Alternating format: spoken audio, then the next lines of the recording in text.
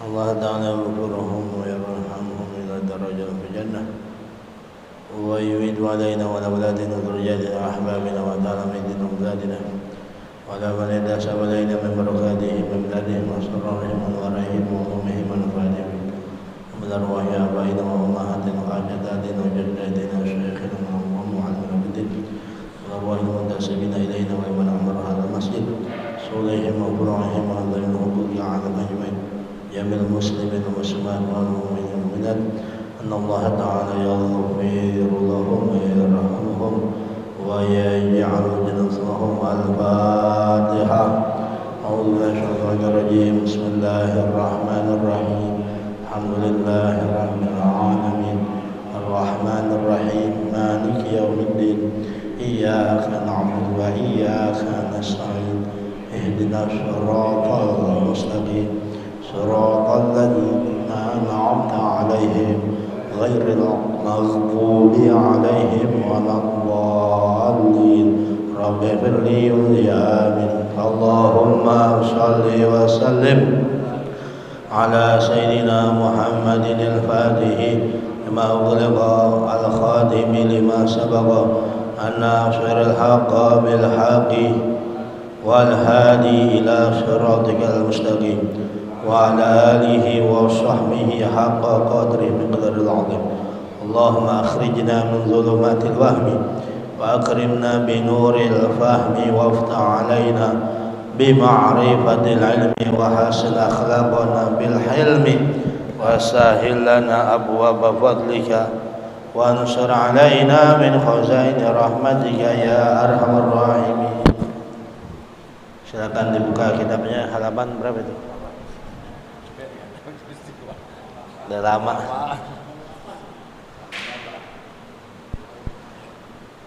Ya kita ulang ya.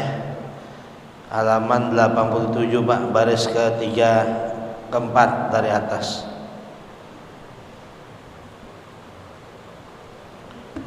Bismillahirrahmanirrahim. Qala radhiyallahu anhu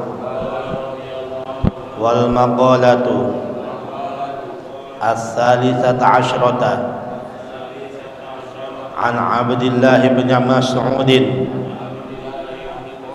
رضي الله عنه قال أربعة من الخصال من ظلمة القلب بطن شبعان من غير مبالاة بأن كان الشبع زائدا على ثلث المصارين الذي هو الشبع الشرعي وصحبة الظالمين ayil mutajawizina anil haqqi ilal batili wa nisyanu dhunubi al madiyati bi an yaghfula anha min ghairi nadamin wa tulul amali wa huwa tarakkubu ma yustab'adu husuluhu. Wa an aliyin anna Rasulullah sallallahu alaihi wasallam qala inna ashadda ma atakhawwafu alaikum khoslatani ittiba'ul hawa wa tulul amali fa amma ittiba'ul hawa fa innahu ya'dilu 'anil haqqi wa amma tulul amali fal hubbu lid dunya. Rawahu Ibnu Abid Dunya.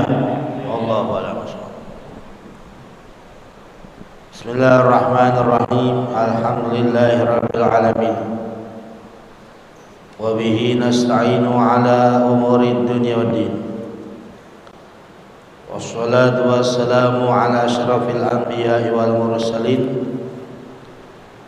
sayyidina wa habibina wa syafi'ina wa maulana Muhammadin wa ala alihi wa sahbihi wa man tabi'ahum bi ihsanin ila yaumiddin, amma ba'du. Faqala Syekhul Mu'allif rahimahullahu ta'ala wa adaban naf'a bihi wa bi barakati ulumihi wa bikum fid darin amin radhiyallahu ta'ala ankum.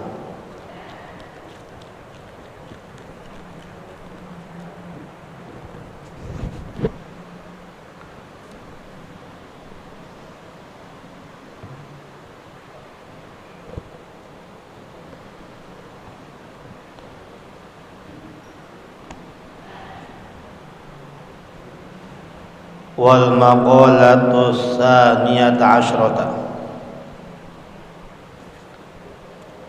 dan ini adalah maqalah yang ke-12 an Abdullah bin Mas'udin radhiyallahu anhu, dari sahabat baginda besar Muhammad sallallahu alaihi wasallam,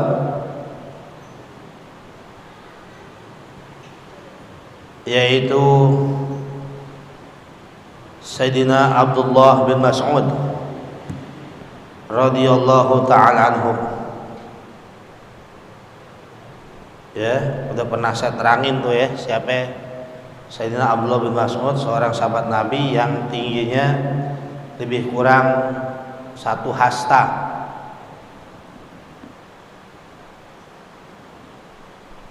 Wangi tubuhnya, selalu bagus pakaiannya, perlente, necis. Sahibu sirri Rasulillah, sahabat kentalnya baginda besar Muhammad sallallahu alaihi wasallam, yang suka mempersiapkan keperluannya Nabi di saat berpergian jauh, air wudunya, tempat tidurnya, dan yang membangunkan Nabi kalau Nabi tertidur. Dan sendalnya Nabi dipakai di tangannya, di kedua tangannya dimasukin tuh, ya, sendal beliau. Ya, sangat menyayangi dan memuliakan Nabi besar Muhammad sallallahu alaihi wasallam, sehingga sahabat-sahabat yang lain ngiri karena Sayyidina Abdullah bin Mas'ud lah yang suka keluar masuk ke dalam rumah tangga baginda besar Muhammad SAW, ke dalam rumahnya. Jadi luar biasa nih, kita akan dengarkan nasihat dari beliau. Apa itu? Qala, beliau berkata, arba'atun min zulmatil qalbi. Ada 4 perangai yang terbilang dari gelapnya hati. Jadi kalau ada kelakuan 4 pada diri seseorang, itu gelap hatinya. Yang pertama, batnun syab'anu min ghairi mubalatin, yaitu kondisi keadaan perut yang sangat kenyang nih. Perut yang sangat kenyang min ghairi mubalatin, tanpa peduli lagi. Nggak peduli lagi, yang penting perutnya kenyang. Nggak peduli lagi dia. Bi an kana syab'u zaidan an sulsil masorin alladhi huwa syab'u syar'iyyu, dengan bahwasanya kenyangnya itu melebihi dari 1/3 usus besarnya dia, lebih dari 1/3 dari yang seharusnya ditampung oleh usus dia. Alladhi huwa syab'u syar'iyyu, sementara 1/3 dari yang harus diisi itu adalah kenyang yang menurut syariat agama 1/3 aja. Dia lebih. Ini kerjaan kita nih. Saking enaknya udah kenyang, nambah. Nah, itu bikin gelap hati kita. Ya. Jadi kalau kenyangnya syariat agama itu 1/3 buat makan, buat makanan isinya, 1/3 buat minuman, buat minum, 1/3 lagi buat napas dia. Lah ini diisi semua sama makanan, sehingga kenyang deh.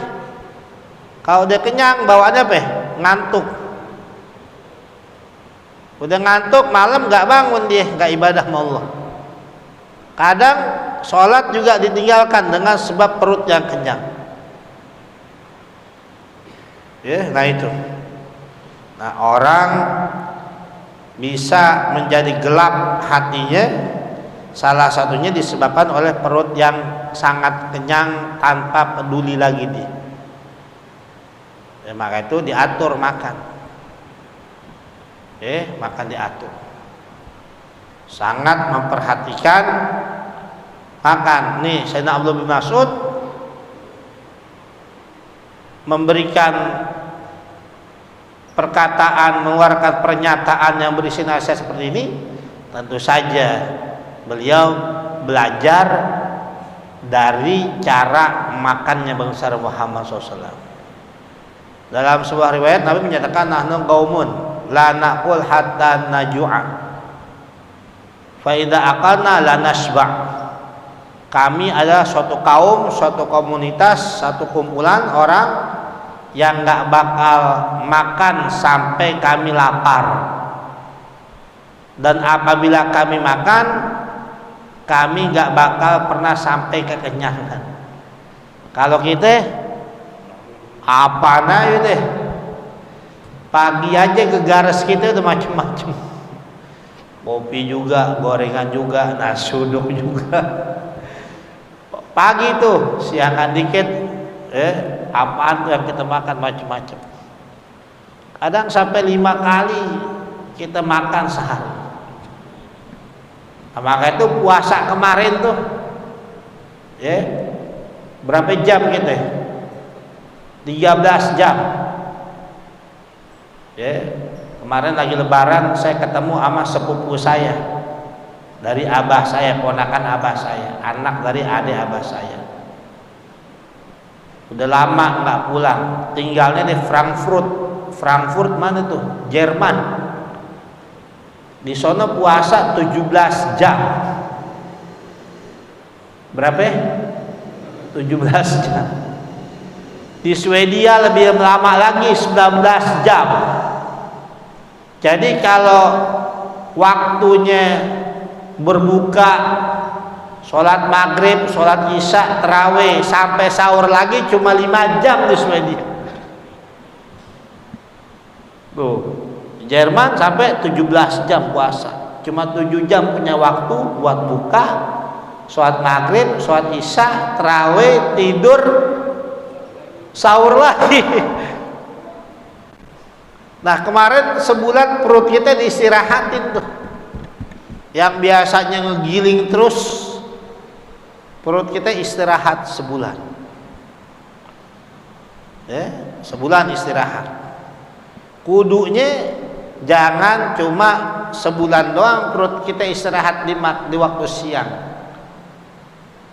lanjutin lagi Syawalnya 6 hari, Senin Kamisnya, nanti masuk bulan Arafah 9 hari kita puasa. Atau orang yang rajin Ayyamul Bid, sekarang orang pada rajin tuh 13, 14, 15. Kan pernah diajarin di kitab ini juga ada. Orang yang udah puasa itu sama dengan sudah menunaikan ya hak puasanya dia. Ya, kalau sebulan tuh Ayyamul Bid ya macam semua itu. Ya, maka itu udah menunaikan ya hak puasanya dia. Kita jangan Ramadan aja. Kalau kita nunggu Ramadan lagi, Pak, 11 bulan lagi. Nah itu buat apa? Buat bikin kita sehat. Kata Nabi, sumu tasihhu. Puasalah kamu, niscaya kamu bakal sehat. Bikin hati kita terang. Nah puasa itu menunjukkan, Allah Ta'ala nunjukin kepada kita, biar orang tahu diri, introspeksi diri.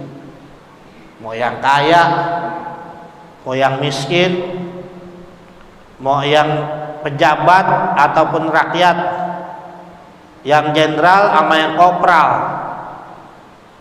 sama kalau lagi puasa rasanya, bener gak?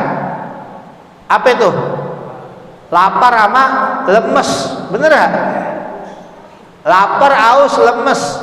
Kali yang jenderal ya nggak begitu lapar sama haus ketimbang yang kopral atau yang banyak duitnya dengan yang nggak punya duit, yang kaya sama miskin.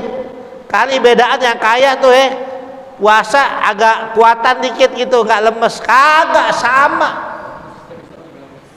sama begitu hari retak tuh. Jam berapa ya? Jam 1, jam 2 udah mulai krek tuh. Sama. Menunjukkan manusia lemah.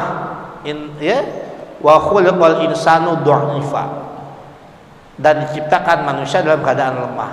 Yang preman kalau begitu dia puasa, lemes ya? Lemes. Yang petantang-petenteng begitu puasa, lemes gak?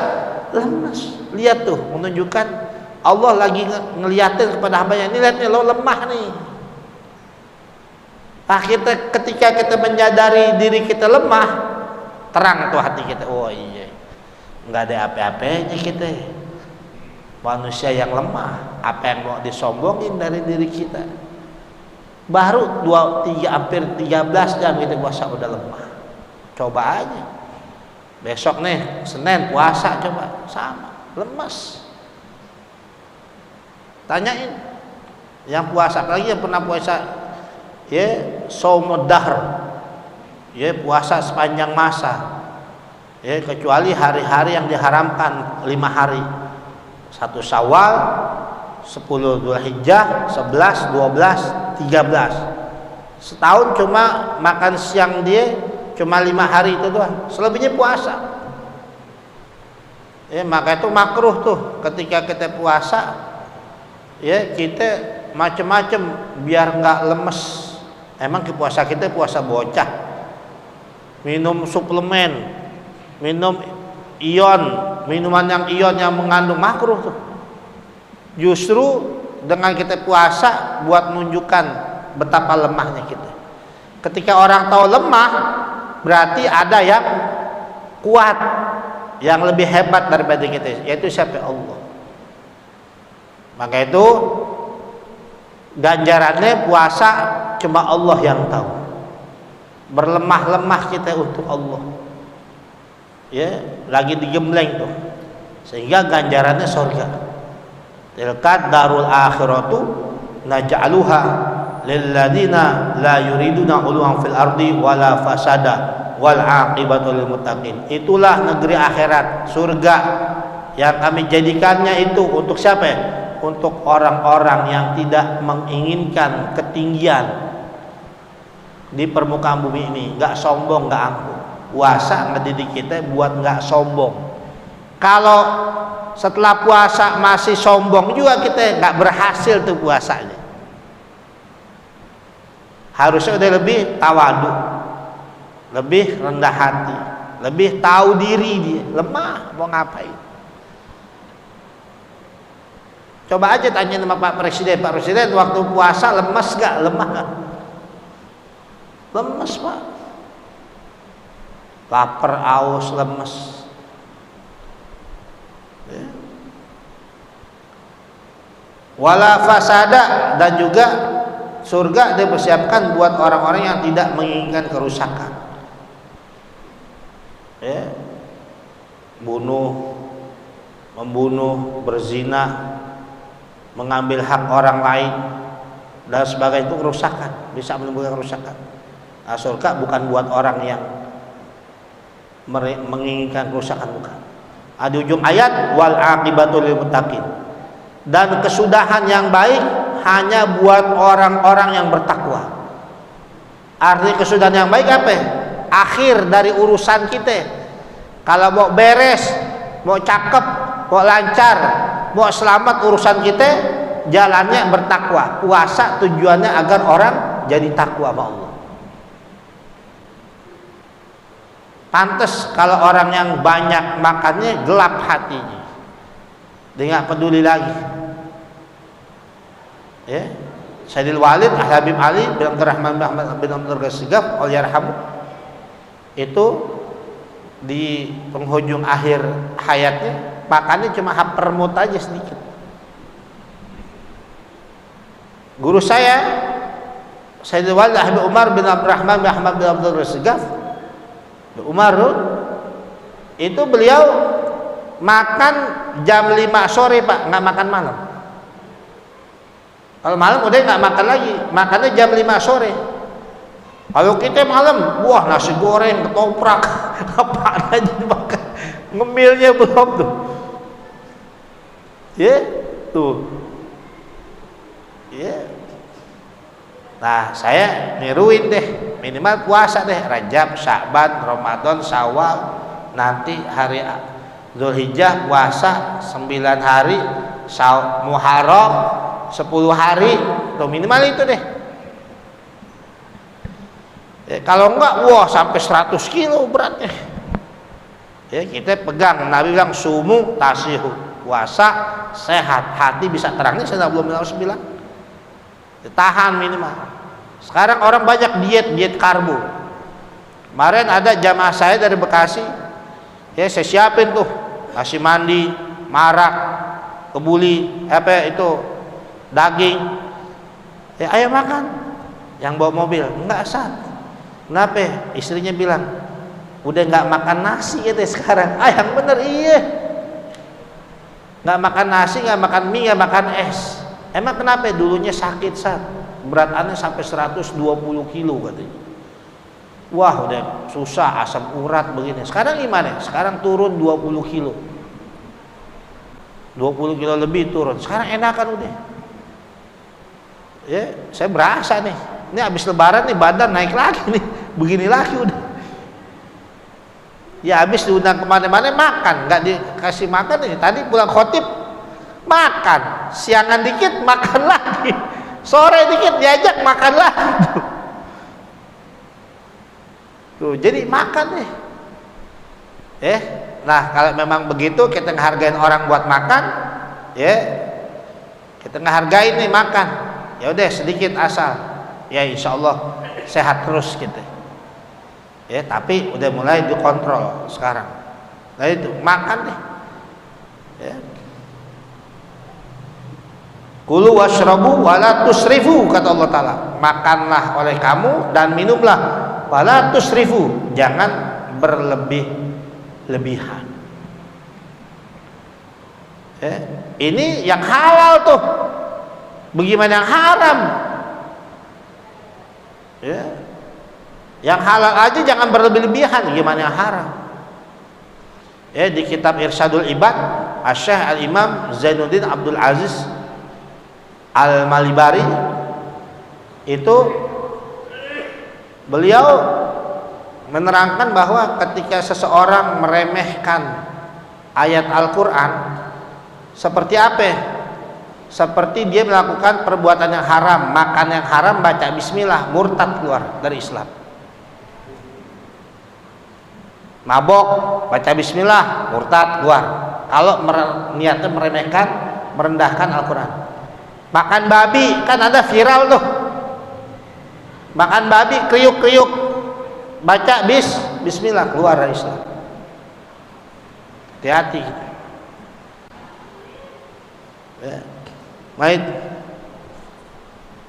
Jadi salah satu dari cara untuk kita bisa terang hati kita, kata seorang sahabat Nabi, yaitu dengan kita menjaga perut kita agar tidak lebih dari sepertiga kenyangnya yang disyariatkan oleh agama kita. Sepertiga, dan ini makan minum sepertiga.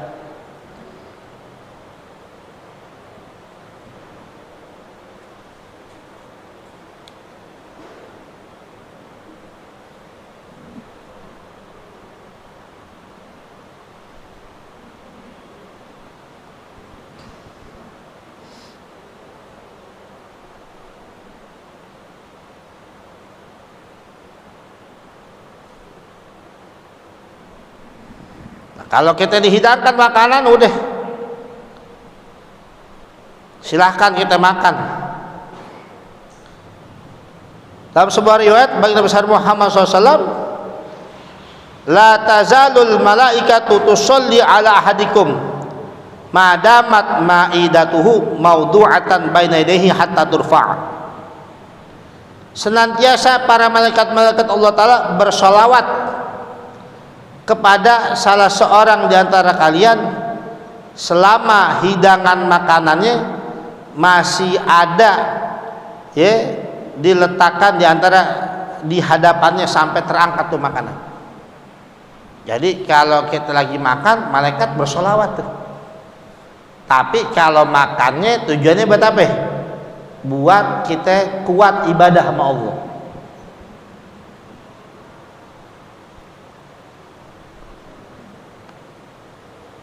Apalagi tuh makanan kita hidangin tuh buat siapa? Buat teman-teman kita, buat saudara-saudara kita, buat keluarga kita. Maka itu gus-gus di Jawa kalau orang NU katanya makan melulu gitu. Di mana-mana ada makan, ada jamuan.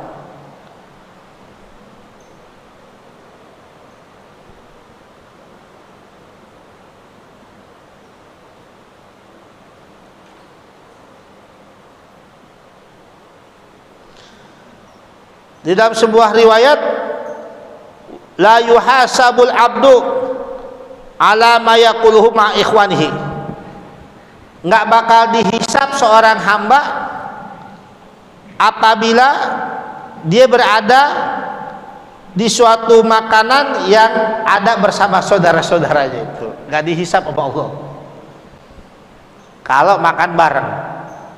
Maka itu Nabi Ibrahim belum mau makan sampai nyari teman yang buat diajak bisa makan. Di dalam kitab Tanqihul Qaul itu ada makan bareng anak-anak kita itu jadi pembebas dari api nerakanya Allah.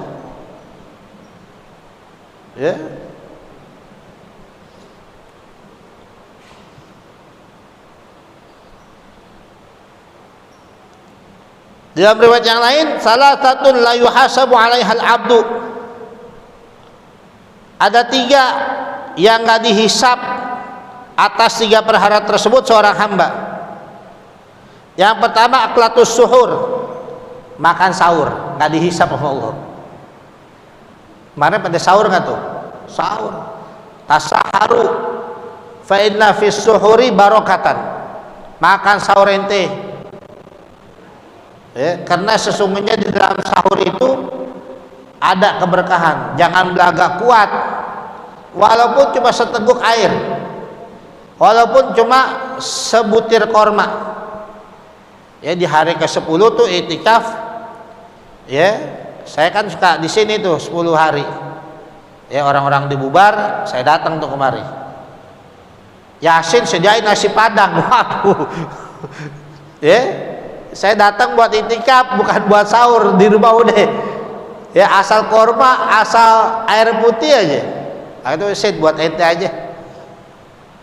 Ya, tuh, bukan nggak mau, bukan kayak ini deh, udah cukup di rumah. Maka itu air putih. Ya, air putih hangat udah cukup deh tuh. Ya, jam 3:30 kadang saya datang tuh udah pada bubar aja. Ya, kata Gus Baha, ya nggak apa-apa katanya. Orang-orang sekarang kalau ibadah nggak rame-rame katanya nggak semangat katanya. Padahal itu di luar pakem katanya. Pakemnya itikaf tuh mengosongkan diri dia dari Allah, mengosongkan diri untuk Allah dari segala sesuatu. Ya, bersunyi-sunyi dengan Allah Ta'ala dia. Ya, itu. Jadi ketika kita berada di waktu sahur, makan sahur, walaupun cuma minum. Biarpun ente makan sebakul, kalau nggak niat sahur nggak dapat pahala sahur. Sama aja kayak makan malam, apa bedanya? Tapi makan sahur dengan niat sahur. Ya, tambah lagi deh, sholat sunnah taubah, terus witir. Ya. Nah, terus apa lagi? Wa ma aftaru alaihi, dan yang gak dihisap yaitu apa ya? Segala makanan yang dia makan ketika berbuka gak dihisap tuh Allah. Waktu itu makanan kan apaan? Ada masjid 30 hari bikin iftar, bener gak? Buka puasa apaan aja deh. Kolak ada gak? Korma ada, es ada. Ya, sunnahnya korma, yang wajibnya gorengan, bukan puasa. Itu orang kita tuh sunnahnya korma, yang wajibnya gorengan, gorengan ada. Nah itu di Mekah Masjidil Haram tiap Senin disediain makanan buka tuh. Al-Atiq boleh juga tuh. Kami menyediakan makanan apa takjil untuk puasa Senin Kemis. Wah, ya coba aja tes, ya kan? Takjil untuk yang berpuasa Senin Kemis, hubungin Pak pengurus DKM. Belum ada kan tuh ide begitu kan? Iya. Kalau itu Kang Bubur ada yang puasa Senin atau nggak di warteg gratis teh manis. Puasa Senin Kemis itu boleh juga tuh ide tuh. Silakan ada takjil buat buka puasa Senin. Saya Senin ngajar di Rawajati, orang Rawajati paham tuh. Kalau Senin saya puasa, dari siapin itu. Ya tuh. Nah, orang yang memberi makan puasa, yang berbuka dari orang puasa, pahalanya seperti orang berpuasa, tidak mengurangi sedikit pun dari pahala orang berpuasa tadi. Tuh, ngasih makanan puasa.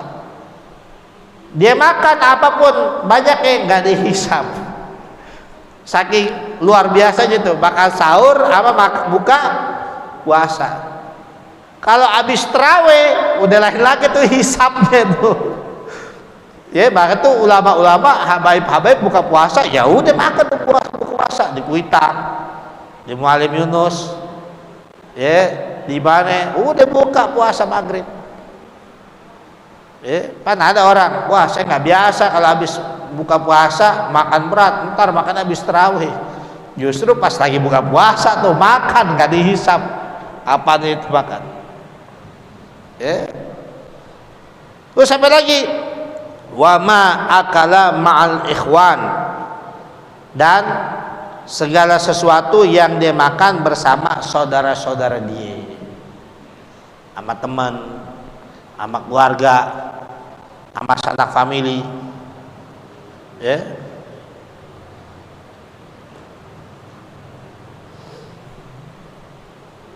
Nah itu, ya. Yang kedua yang bisa bikin orang jadi gelap hatinya, wa suhbatul zalimina ayil mutajawizina 'anil haqqi ilal batil, yaitu bersahabat dengan orang-orang yang zalim. Siapa itu orang yang zalim? Al mutajawizina 'anil haqqi ilal batil, orang yang melewati batas kebenaran kepada yang batil, melampaui batas, lewat batas, sehingga dia melewati, melangkahi yang benar kepada yang batil. Orang yang zalim itu orang-orang yang melampaui batas dirinya sehingga dia melangkahi kebenaran menuju yang batil, yang salah. Yang benar nggak dipandang sama dia terjang, dia lewatin, dia langkahin. Yang benar malah kepada yang tidak benar. Yang halal dia lewatin, malah yang haram. Ya, itu orang yang zalim namanya. Jadi manakala ada orang yang berbuat seperti itu, jangan temeni. Ya, jangan temeni. Kita berteman sama yang begitu, udah gelap hati kita. Ya, pernah ada cerita orang jalan satu mobil, yang 5 nggak sembayang, yang 1 sembayang, sholat. Ya, kira-kira yang ke bawah yang 1 apa yang 5? Yang 1 yang ke bawah. Begitu istirahat, yang lain nggak sembahyang, makan, dia sholat. Yang lain udah kelar makan, jalan, dia nggak makan. Begitu di tempat peristirahatan berikutnya, ya udah deh gue makan aja, nggak usah sholat, ntar gue nggak sholat lagi, nggak makan lagi kayak tadi. Nah, tapi kalau yang 5 sholat, yang 1 nggak sholat, ya udah. Sholat dulu, nggak enak gue, masa gue nunggu di sini aja daripada sholat. Mau makan duitnya sama yang 5. Nggak bisa. Ya udah deh, sholatnya bareng-bareng. Saya pernah bawa satu orang waktu peristiwa tsunami di Pandeglang. Ini orang terkenal nggak sholat, dia terkenal. Begitu sampai sono, malam belum ada sholat isya karena berangkat dari sore. Dari kota Pandeglang sampai ke Sumur itu perjalanan 3 jam sampai 4 jam. Yang lain sholat, dia ikut sholat juga tuh. Sampai saya bilang itu kata yang tahu ini orang keadaannya tuh nggak pernah sholat, tapi kemarin sholat. Ya kepaksa aja, yang lain sholat pasti nggak sholat tuh. Nah, kalau kita berteman sama orang-orang yang zalim, ke bawah kita. Ya, kita satu, mereka banyak, ke bawah kita.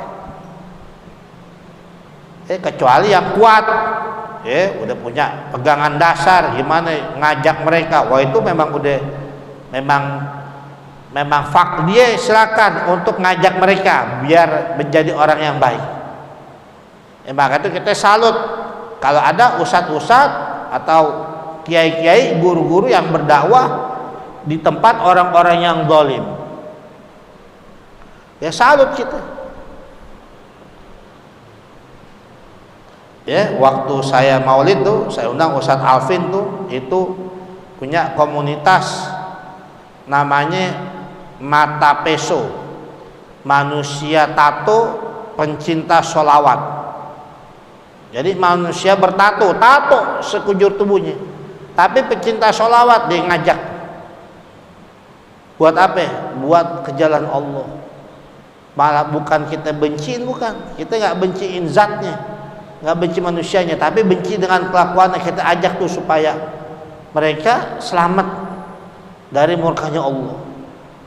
Nah ini kenapa kita bisa membuat gelap hati kita manakala bersahabat dengan orang-orang yang zalim? Karena tadi orang-orang yang zalim hatinya gelap untuk bisa menerima kebenaran. Yang ada kita berdoa sama mereka, sama Allah Ta'ala, supaya Allah Ta'ala bukakan tuh pintu hatinya. Kita doain susah, Pak. Bukan gak susah. Ini jangan dilihat Nabi kita, Nabi besar Muhammad SAW yang umatnya miliaran. Tapi nabi-nabi terdahulu, para rasul, ada yang cuma 6 orang pengikutnya, ada yang 60 orang ngajak ke jalan Allah Ta'ala.